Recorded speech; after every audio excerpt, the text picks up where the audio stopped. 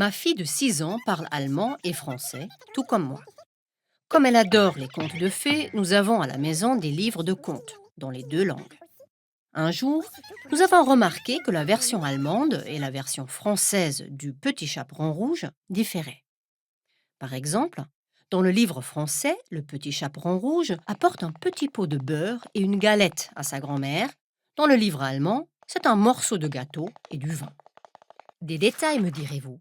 Peut-être, mais je voulais en avoir le cœur net. Et là, j'ai découvert une chose qui m'a déroutée et va certainement dérouter bon nombre de mes compatriotes. Mon Rotkäppchen à moi, le petit chaperon rouge de mon enfance, on me l'a lu, enfant, dans le grand livre des contes allemands rassemblés par les frères Grimm. Un livre paru en 1812. Kinder- und Hausmärchen. Contes de l'enfance et du foyer. Et pourtant, figurez-vous que ce petit chaperon rouge allemand vient en réalité de France. Attendez, ce n'est pas fini. Dornröschen, Blaubart, der gestiefelte Kater, Aschenputtel, der kleine Däumling, tous français.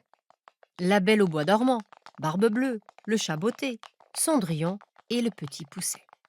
On les retrouve dans un recueil de contes populaires paru en 1697, donc quelques 115 ans plus tôt. Histoire ou conte du temps passé avec des moralités, publié par le célèbre Charles Perrault, homme de lettres et membre de l'Académie française. Les frères Grimm vécurent à Kassel, dans la région de la Hesse, au début du XIXe siècle. Ils ont été les premiers à constituer en Allemagne une collection quasi scientifique de contes populaires en transcrivant des contes qu'on leur rapportait oralement. Mais on sait aujourd'hui que les deux frères ne sont jamais allés par monts et par vaux, comme le veut la légende, pour interroger des paysans dans leur chaumière.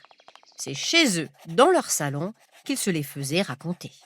Ainsi ont-ils probablement entendu les contes de Perrault de la bouche d'une certaine Madame Fiemann, une bourgeoise de Kassel, et des trois jeunes sœurs Hassenpflug. Or, ces personnes étaient huguenotes, et donc d'origine française.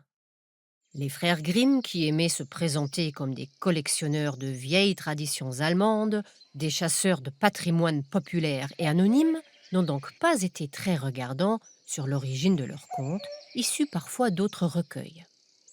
Ils auraient été au courant que certains contes provenaient du livre de Perrault, mais ils ne l'ont jamais avoué.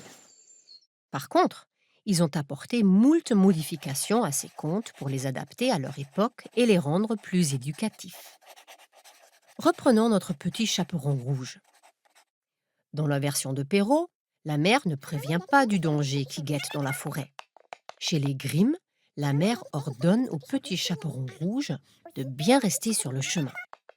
Chez Perrault, le loup demande au chaperon rouge de s'allonger nu dans son lit. Passage beaucoup trop impudique pour les frères Grimm. Chez Perrault, le loup mange le petit chaperon rouge et le conte est fini.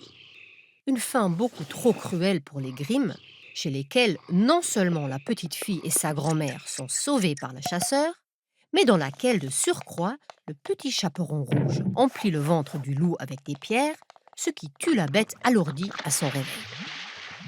Quand on regarde les livres de contes édités aujourd'hui en France et en Allemagne, on constate que les différentes versions et réécritures se sont influencées mutuellement et que les deux versions se sont beaucoup rapprochées. Et une chose est sûre, quasiment toutes les versions françaises ont repris la fin des frères Grimm. Que le loup s'en sorte ou pas, le petit chaperon rouge finit toujours par ressusciter.